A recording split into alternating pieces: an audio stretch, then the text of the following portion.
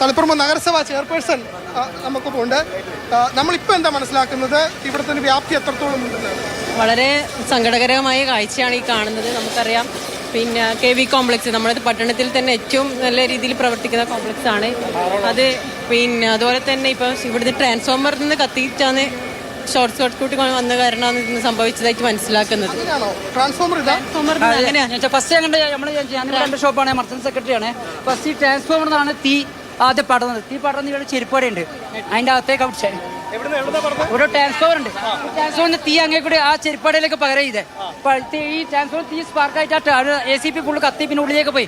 എന്നാലും നമ്മളവിടെ ഫുൾ സാധനം തീ പിന്നെ മൊത്തം ACP ആയതുകൊണ്ട് പിടിച്ച്.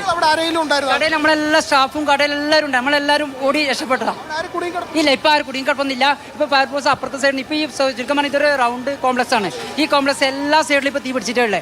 അതിപ്പോ ഫയർഫോഴ്സ് അപ്പുറത്തെ സൈഡിൽ നിന്ന് ഇപ്പൊ ആദ്യം നമുക്ക് 2 ഫയർഫോഴ്സ് മാത്രമേ കിട്ടിയിട്ടുള്ളൂ. അതുകൊണ്ട് കുറച്ച് അവരെ പറഞ്ഞിട്ട് കാര്യമില്ല, അവർക്ക് വരാൻ കഴിയുന്നില്ല, ഫുൾ ബ്ലോക്ക് ആയതുകൊണ്ട് അവരെ നമ്മൾ കുറ്റപ്പെടുത്തുന്നില്ല. ഇല്ല, ഒരു കടയിൽ സ്റ്റാഫൊന്നും ഇല്ല, എല്ലാവരും നമ്മൾ പുറത്ത്. ഇവിടെ ഇതിൻ്റെ ഉള്ളിൽ നമ്മളെ ഇത് പ്രകാരം 60ഓളം കടകളുണ്ട് ഇതിനകത്ത്. ഈ കോംപ്ലക്സിൽ തന്നെ ഉണ്ട്. പക്ഷേ ഈ കട ഈ തീ ഇപ്പം നമുക്ക് മെയിൻ റോഡിലേക്ക് എത്തി. മെയിൻ റോഡ് എത്തിയാൽ വ്യാപ്തി ഭയങ്കര കൂടിപ്പോകും.